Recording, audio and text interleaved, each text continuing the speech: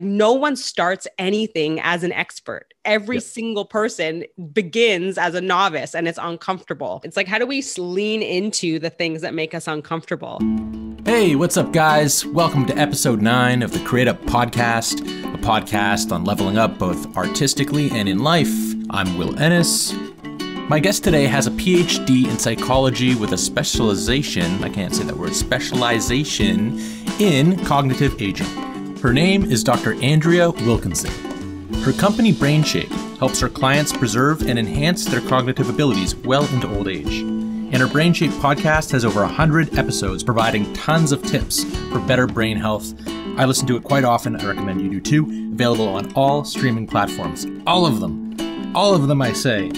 I think you'll really enjoy this episode. We cover the power of habit, presence of mind, flow state, brain nutrition, and much, much more. So without further ado, let's go right to it. My talk with Dr. Andrea Wilkinson.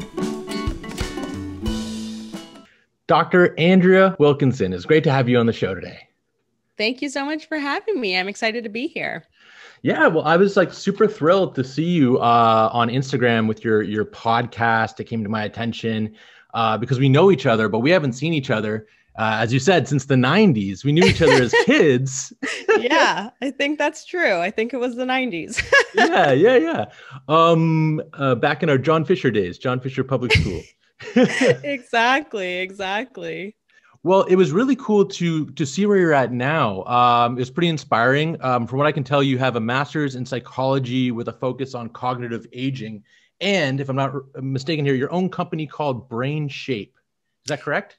Yes, it is. I have a master's in psychology. I also have a PhD in psychology. Oh, wow. And with a specialization in cognitive aging. So that part is accurate. And I started my company BrainShape literally right after I graduated with my PhD. So I incorporated it in 2014. And I thought I could work on my business while having full-time postdoctoral fellowships, but that didn't really work out. So I was working as a postdoc doing research at the University of Toronto in the engineering department. And in 2018, I was like, if I want to see if this business can actually fly, I have to work on it full time. So I stopped doing the postdoctoral research stuff. And then I focused on the business full time starting in 2018. And then I started the BrainShape podcast in March of 2019. So it's been an exciting journey. That's phenomenal. I have a lot of questions around that. Well, for one, what could you get into detail about BrainShape, what it does as a company?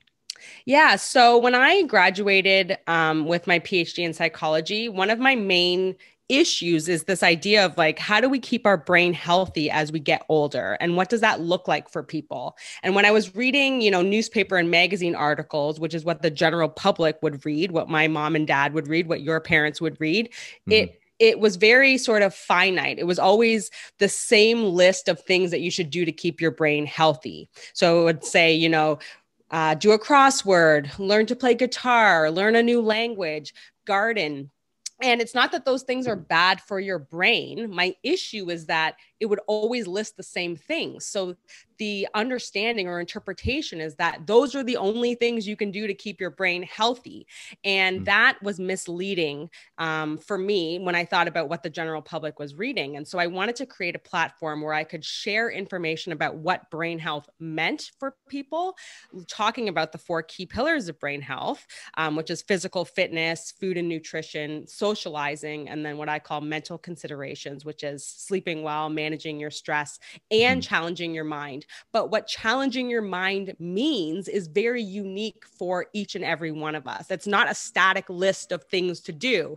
I don't want to learn how to play guitar. So if I pick up the guitar every Saturday and strum the chords and try because I think it's good for my brain, that's not actually effective. What's effective is when someone is interested in a topic and they're willing to put in the time, the effort, and work through the challenge and difficulty of learning something new.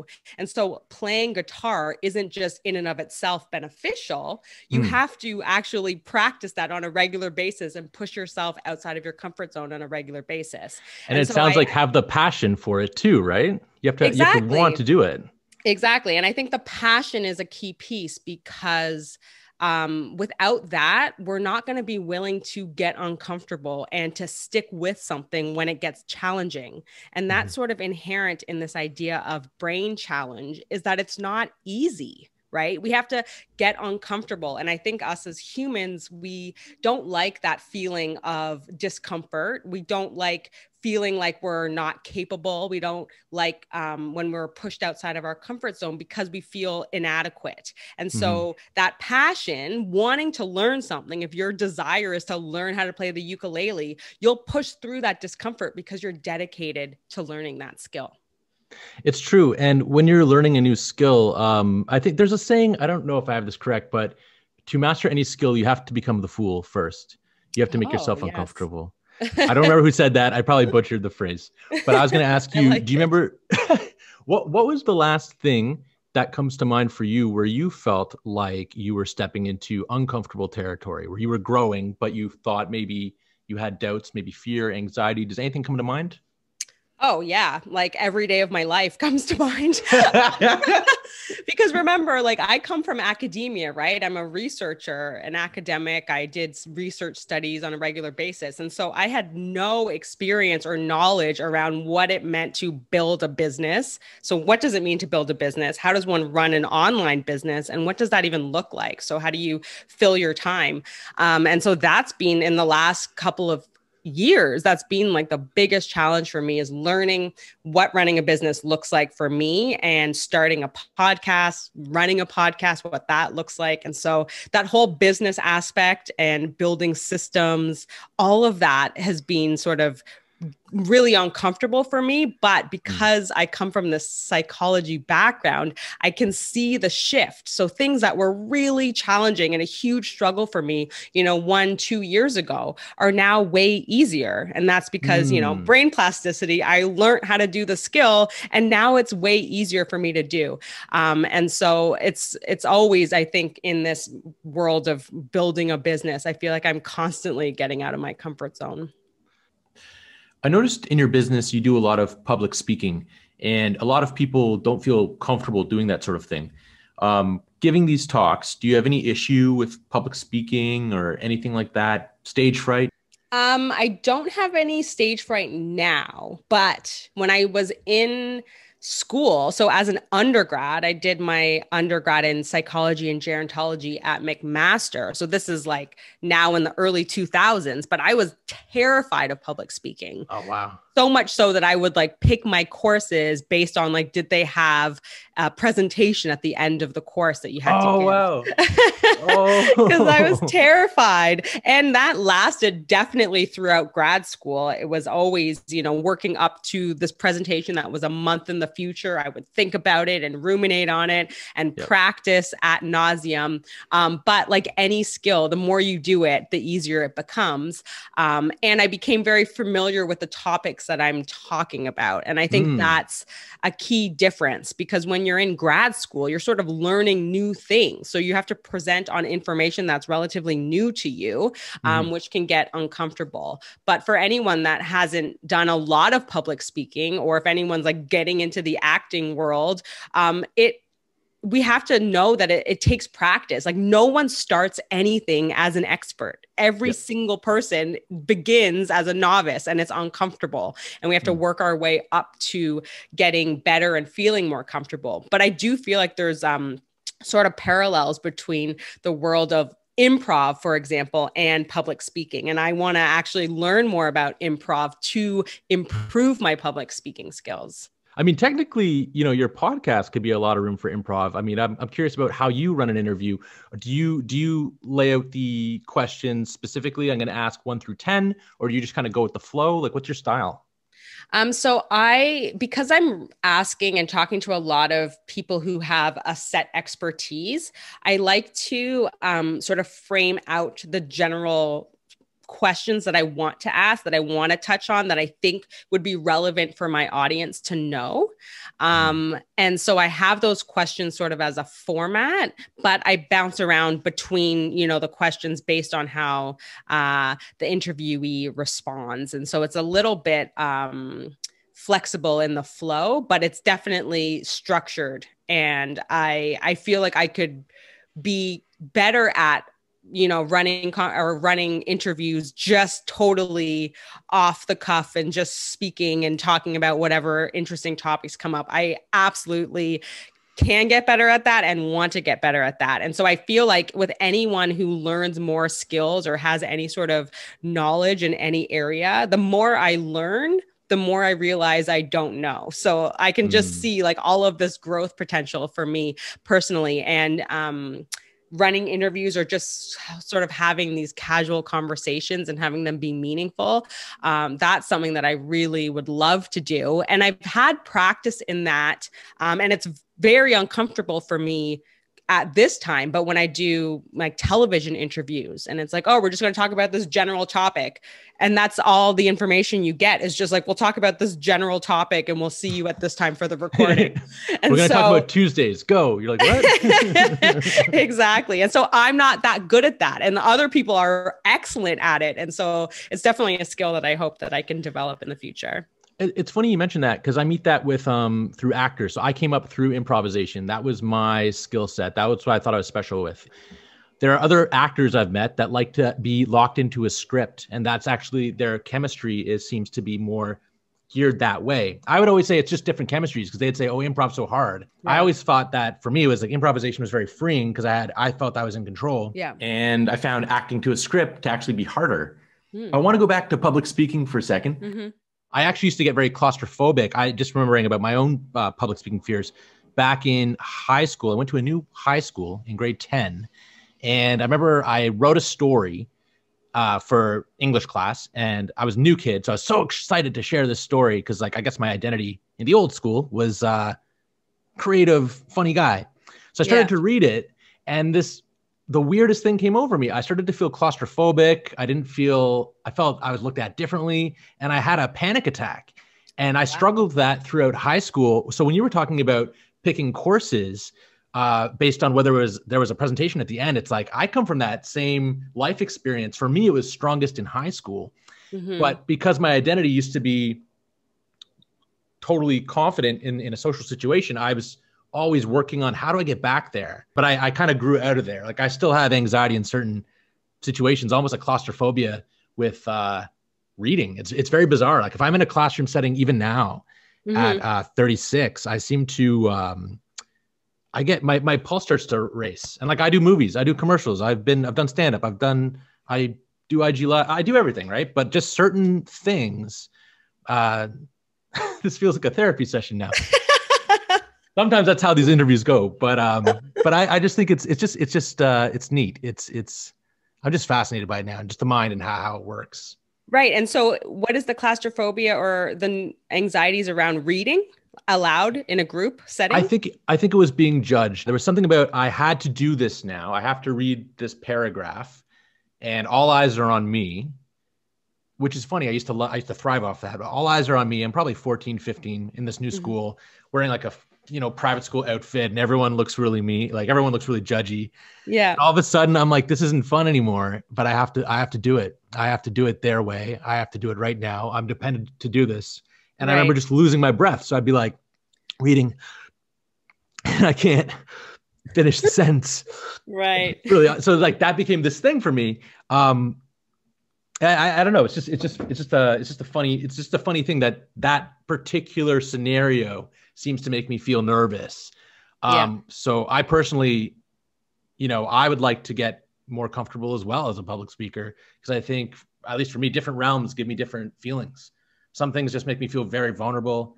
And I think that's maybe beneficial to go into and discover more and kind of do more of, Yeah, exactly. And I definitely encourage, my clients and all the people that I talk to and friends and family. It's like, how do we lean into the things that make us uncomfortable? Because my perspective on feeling uncomfortable used to be like, oh, that's, discomfort. I'm going to avoid it. And now I have like curiosity around it. It's like, oh, if that makes me uncomfortable, there's a learning opportunity in there. Like, what is the underlying skill that I'm lacking that I'm worried about? And what does my ego mind think that the concern is? So it's with the, just riffing off of random topics on, a live television broadcast, it's exactly that I'm going to stumble on my words and not say something meaningful and profound, because I come from a research background and everything's very like factual and reading out stats and theories that exist. It's not just general, like, oh, I believe these things in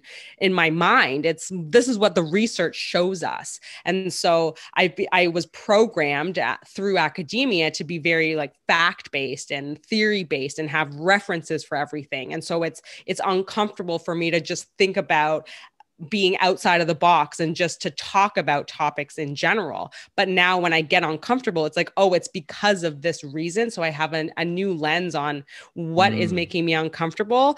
And I can kind of talk myself through that in, reinforcing that this conversation on this television show was not about Oh, I think I missed academic background of a topic. It was just to talk about my perspective on something. And so I had to reiterate that to myself, that it was okay to have my opinions because that's what I was on the show to share. So what's it like being in the world of academia? As an outsider, it always seems like this place full of pressure and competitiveness. Like, what's that like?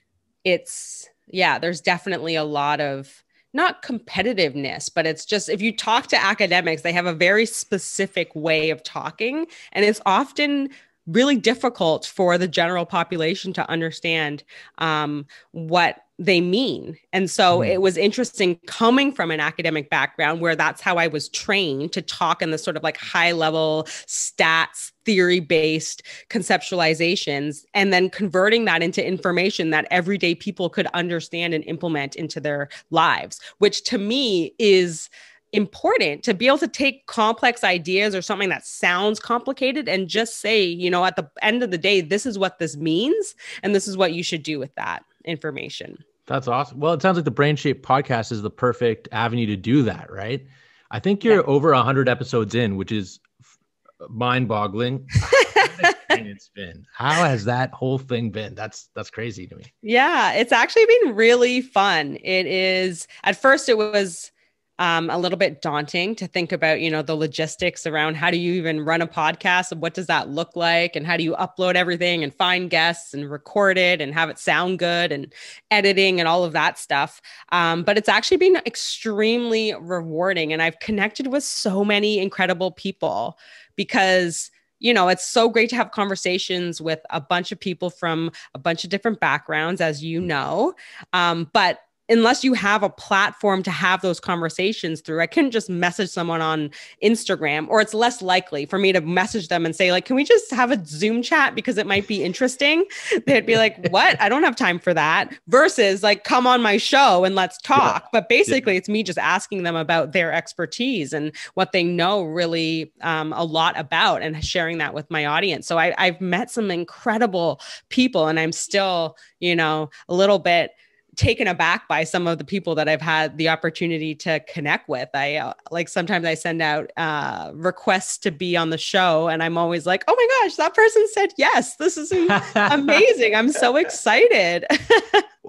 Any guests that come to mind as, wow, like that was a favorite episode, favorite guest? So there's been some really cool episodes. I interviewed a professor, a Harvard professor, that's like a meditation expert.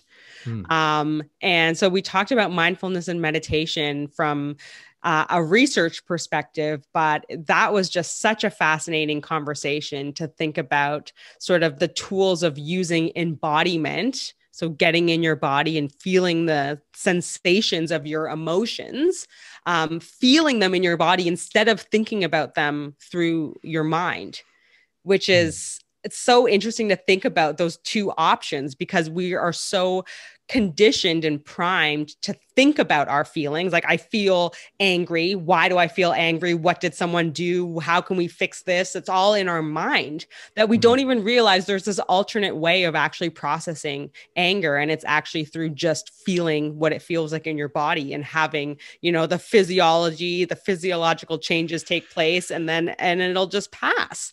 And that's so fascinating to me that we are so programmed to think about things in our mind that we forget that our body has so much knowledge and abilities to help us process unpleasant feelings. Oh, for sure, for sure. And it's important to like we hold on to a lot of the emotion, a lot of the bumps in the road we go through in life.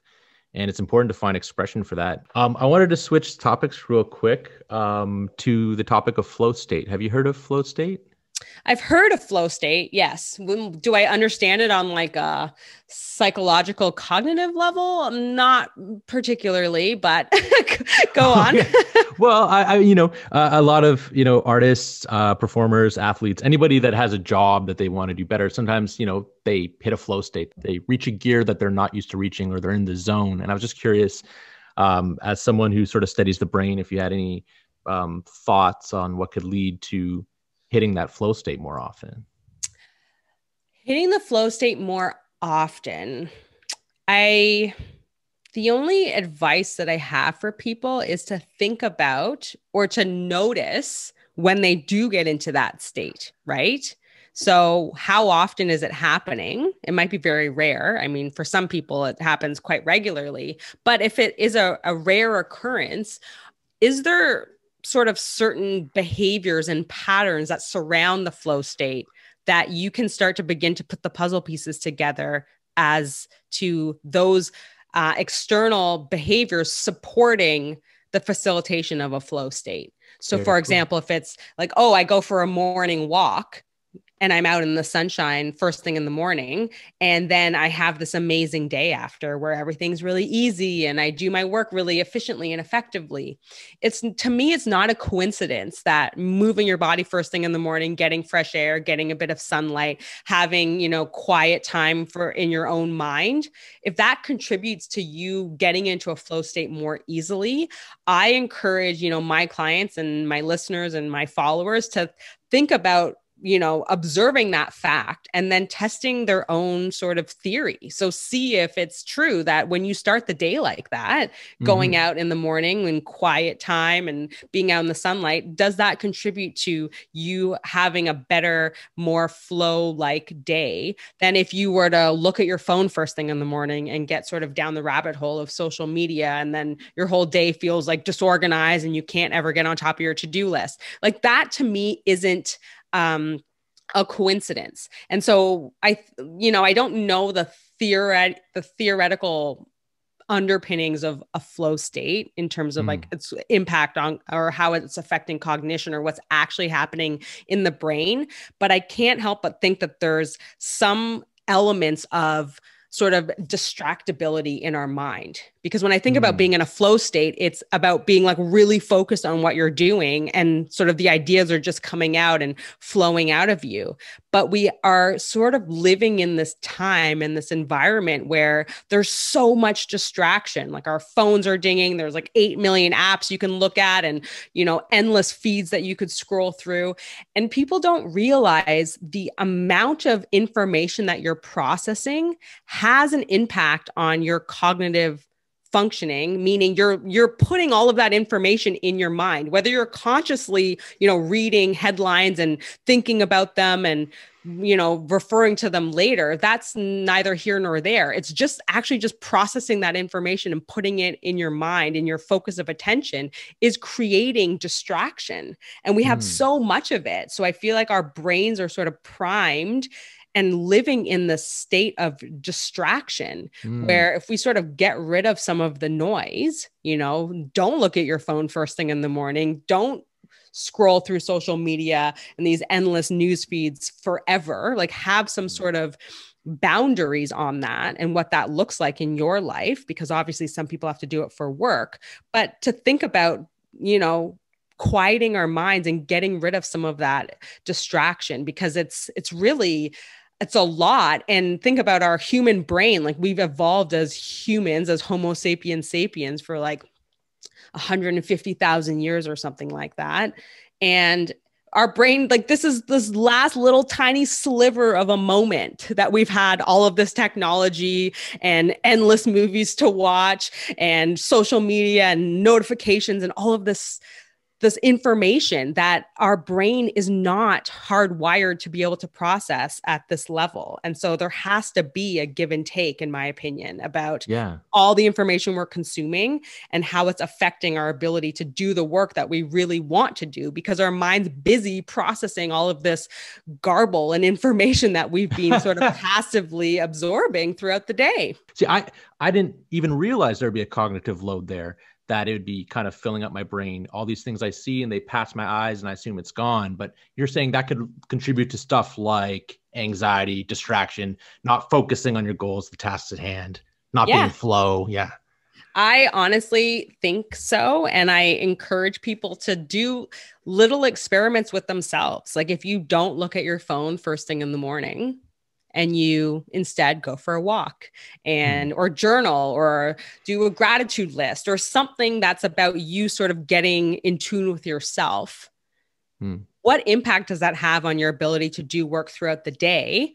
But also we have to remember that now we're in a place where we've become addicted to those notifications and the endless feeds, where when you try to take it out of your life, you're going to consciously miss it at first. You're going to be like, I don't feel like I can start my day until I know what everyone's doing on Instagram, which actually is completely backwards. And so it's kind of like at first we have to, that's another sort of element of getting uncomfortable, is you have to force yourself to sort of get off the drug of social media, and it's going to be uncomfortable at first. And so once you actually are successful at not looking at it every single day, what impact does that have on your mental clarity throughout the day? Oh my God, that's huge. Yeah, it is like a drug. It's. I like that you said it like that. I think people are really, really addicted to it these days. Yeah, that's wow. Last night I was I shut off my phone and I was reading, and for the first time in a while I felt present and not concerned about, what I had to do and this, that, and the other. And I kind of realized that it's so rare that I have quiet time these days, especially as a content creator, because I'm watching something or I'm thinking about making something, putting it out there. Yes. Absolutely. Yeah. I think that's actually a really excellent point as a content creator, because I'm obviously a content creator too. And so there's a weird sort of gray zone between I'm just passively scrolling social media versus I'm doing potential research about content ideas. Right? Because there's a nuance where it could be work. It's like, no, I'm looking for interesting information. I'm looking for new podcast guests. I'm looking for ideas, something that's going to be like, oh, that's interesting. I could, change it in this way and use it as content for my platform in this other way. And so there's like an overlap there. And so it becomes a little bit blurred. As a content creator, it's like, oh, if I watch these Instagram stories, like I will get better at making Instagram stories. Completely. Yeah. And you got to engage with your audience and all that stuff. It's our storefront, really. Like I always think of it like my Instagram account is like a mom and pop shop, and I have a couple customers. Maybe it's only 10, but it's like, I got to make sure I'm there for the customers and, putting out content and doing that, but also finding time to disconnect is something I want to start doing more. Like when I'm in nature, or when I had that lovely time reading last night with the phone off. But it's funny when you get present, you get in nature or whatever, you kind of realize like that's like a whole other world. Like you're in a completely different reality. It's pretty. Yeah, absolutely. Pretty amazing. And because it's sort of an addiction that we're sort of used to being tapped into, and now it's linked to our work as well and creating content and seeing what's good and what's happening in the world. We have to remember when you do have those quiet moments, like when you were reading last night and you felt really present, and how you haven't felt that in a while, and the benefits of that. You have to remind yourself of that, right? You have to actually feel that and be like, I actually really like this, and I need to be conscious about bringing more of this into my life. Because right now, the social media aspect is the automatic default. You're doing that without conscious awareness. You wake up, you just grab for your phone and open the apps, even sometimes before thinking about it. It's not intentional. It's just sort of like a routine now. It's an automatic behavior, whereas we have to be conscious and intentional about, I'm actually going to not look at my phone. I'm going to pick up this book and read, or go sit in nature and do this. And so it's different because our brain likes doing things that are automatic, right? Your brain has so much to do, right? It's beating your heart, it's breathing air, it's doing all of this work. And so your brain doesn't like doing things that it has to pay attention to. It defaults to the automatic routines, which is why our habits kind of run who we are as people. And when we have to bring intention to something, at first, it's like there's resistance to it because our brain's like, oh, but I like much prefer doing stuff automatically. I don't want to think about this. Right. And so you have to be conscious that you're going to have some resistance to it. Right. It's going to not feel that good at first when it's like, I'm going to turn this phone over. I'm not going to look at it and actually actively do this other thing. And then you can eventually bring automatic without conscious awareness choices to the reading and sitting in nature. That can become automatic as well, but you have to consciously make the shift, and you have to routinely bring that into your life. Whereas where it becomes automatic, that, you know, at this point in the day, after 7 p.m., I don't look at my phone anymore. I read a book and go for a walk, and you can make that automatic, but at first you have to do it intentionally. And our brain doesn't like the intention or having to use cognitive resources to do things, because it's like, we don't have a lot of resources here. We need to, you know, really lean on stuff that happens automatically. And so you have to kind of choose to be intentional about it, knowing that you're going to have some resistance at first, but that you can ultimately make the reading a book and being present a part of your daily habit, a part of your routine that happens sort of seamlessly and automatically, especially if it brings you that sort of depth and feelings of like gratitude, or being like you're not stressed out. And that's a really interesting point that you brought up. Like when we're present and in the moment, you weren't worried about what you were going to do in the future, what you had to do, or what happened in the past. Because presence, being in the now, there is way less anxiety in that moment. Most of our anxiety lives in worrying about stuff that's already happened, or thinking about stuff that's going to happen in the future. It often doesn't exist in the current moment. And so when we force ourselves to be in the present moment, we actually really help minimize anxiety and stress and feelings of overwhelm. That's really cool. I noticed that I still had a couple fearful thoughts, but I could choose to go into them or not. And that's rare for me, that I feel like I can actually have that choice or space. It was weird. I felt like that reading last night was almost like a meditation of sorts. Speaking of meditation, do you meditate? I feel like you probably have a pretty strong practice. That'd be my guess. I do like a morning, I wouldn't call it meditation, but maybe it's a meditation. I would probably call it breath work before I would call it meditation, but it's mostly just me sitting with like ambient noises for 10 to 20 minutes. Is it like Wim Hof, like Wim Hof breathing, or it's something else? Well, it is. So I follow this woman named Samantha Skelly on Instagram. And so she's this breath work connoisseur. So it's pause breath work, I guess, some of her patterns. But it's nothing, you know, extreme. Like there's even one breath pattern that's literally just breathing in and out through your mouth, or slowly in through the nose and slowly out through your mouth. And so I either am doing the breathing patterns, or I'm just breathing normally and sort of visualizing my ideal future state. So I kind of try to connect with my higher self and like what the future has for me and what I'm hoping to bring into my life. So that's really part of my meditation, but it's not at all about quieting my mind. Like I'm not like, stop thinking. I'm like, let's think about the future and like what my ideal vision is for the future, which invariably is just like me sitting by the lake at a cottage. So, are you a big manifester then? Do you believe in manifestation? I mean, I know you're academic. You might think that's maybe woo, but I don't know. You're also changing. You're kind of expanding into different realms.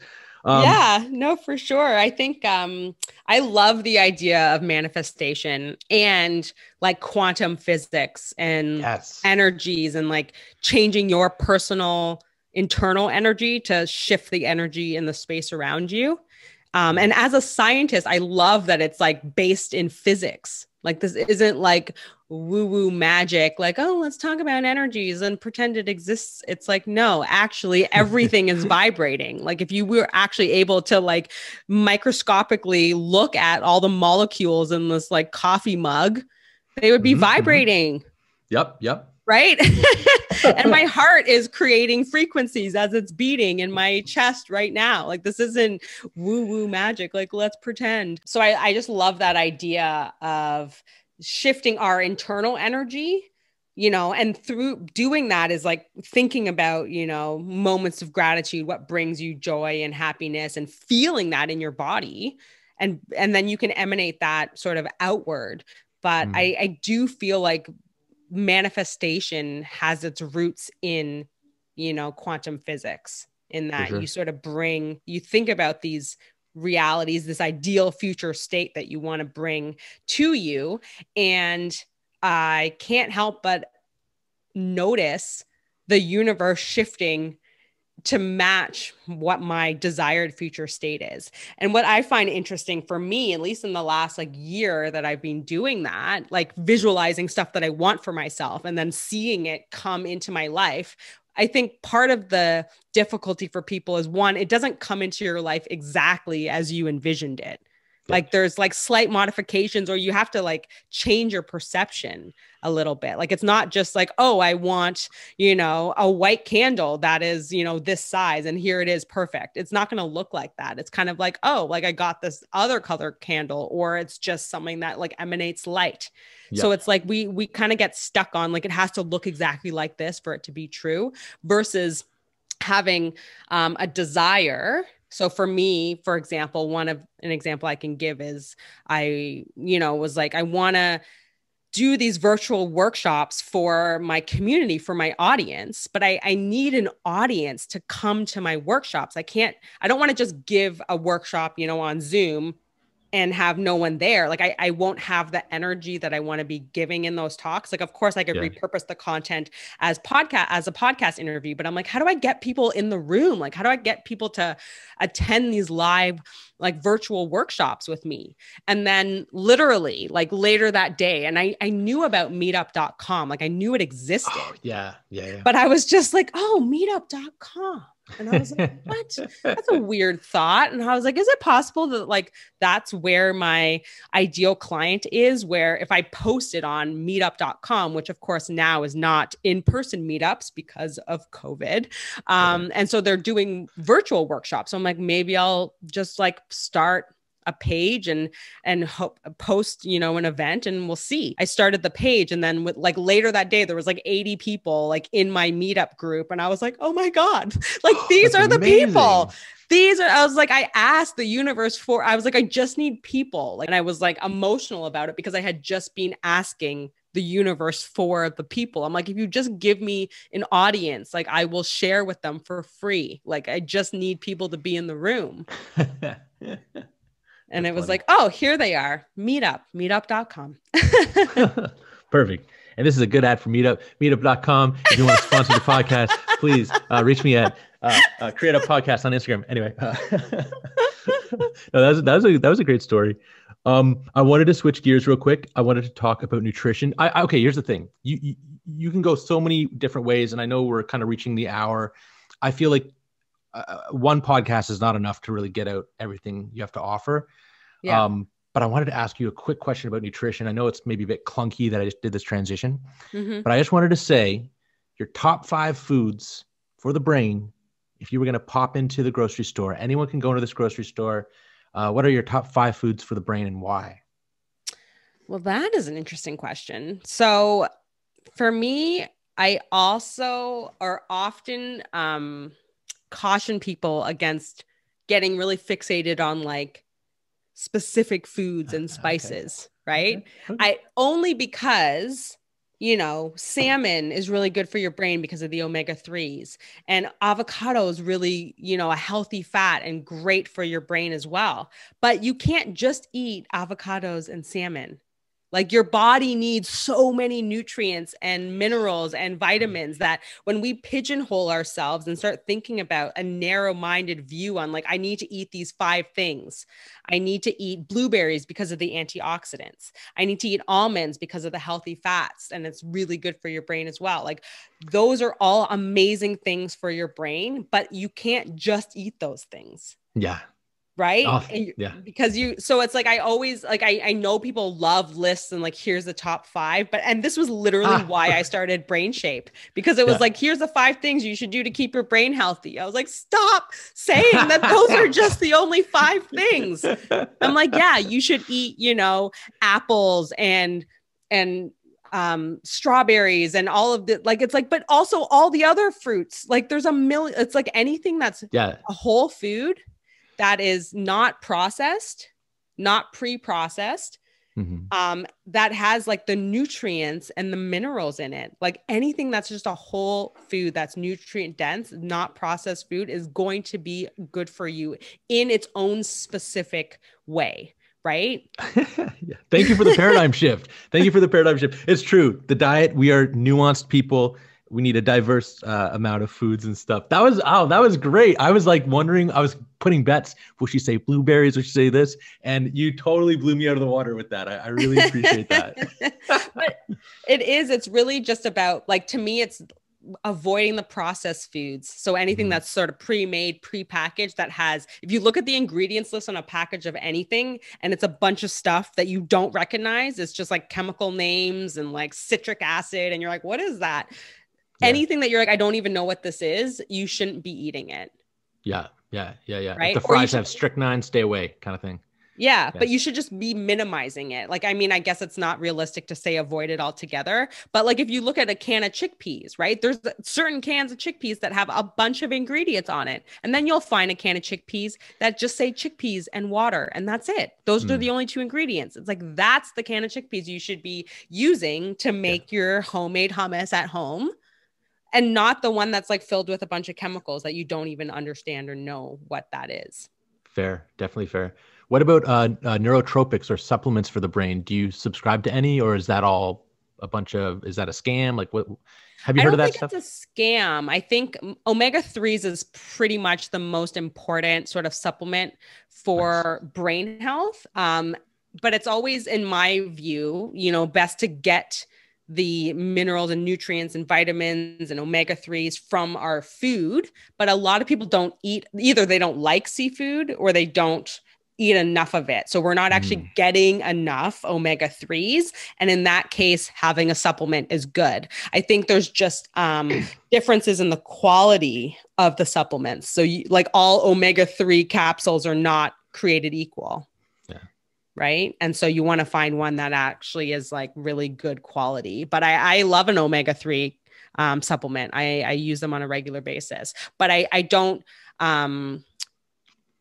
promote or propose and suggest to my clients to use a lot of supplements.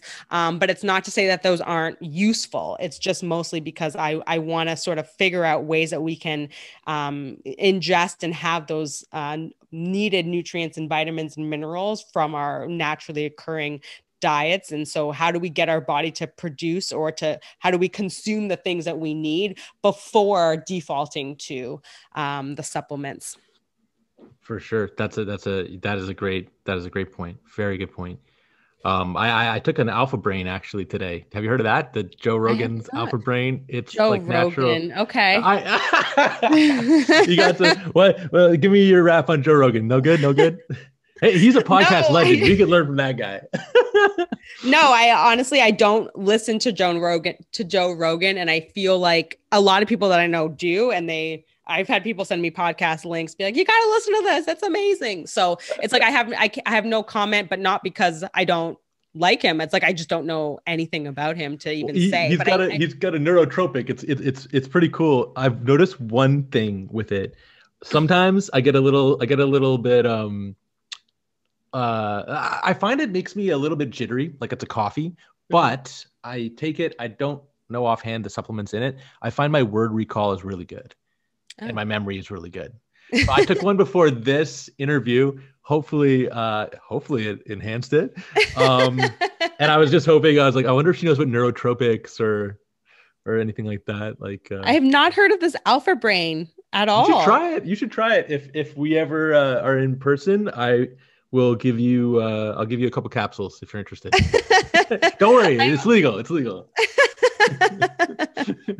You're professional. You can't be doing drugs.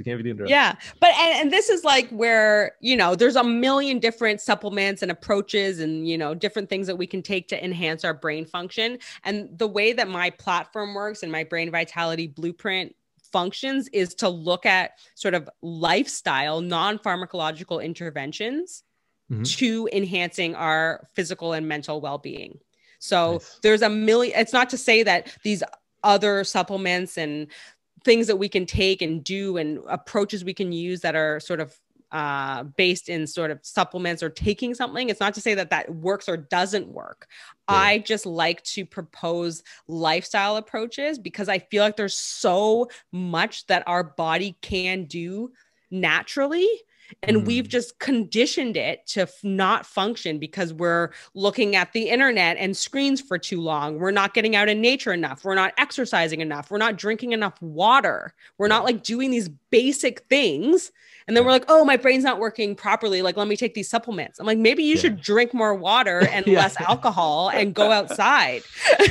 That's true. It's like we need to build the foundations through good habits and exercise, meditation, versus, it is kind of like a quick fix society. Take this pill, which I just did. I loved it. But I know what you mean. Take this pill, watch this quick video, get this quick hit of dopamine, and we're good. Yeah. And that's exactly it, right? You just hit the nail on the head. It's like dopamine hits. We want the dopamine hit. We want something really quick that's going to give us sort of the reward. Like you won, you did it, you got it. So it's like you take a pill and then like within 20 minutes, you're like, I can feel it versus doing the exercise or having some quiet meditation in the morning. That's not like I did it once and I'm like, boom, I'm a different person. That's something that you have to do routinely, regularly for a while, at least 3 weeks before you're like, I feel something's changing. Yeah.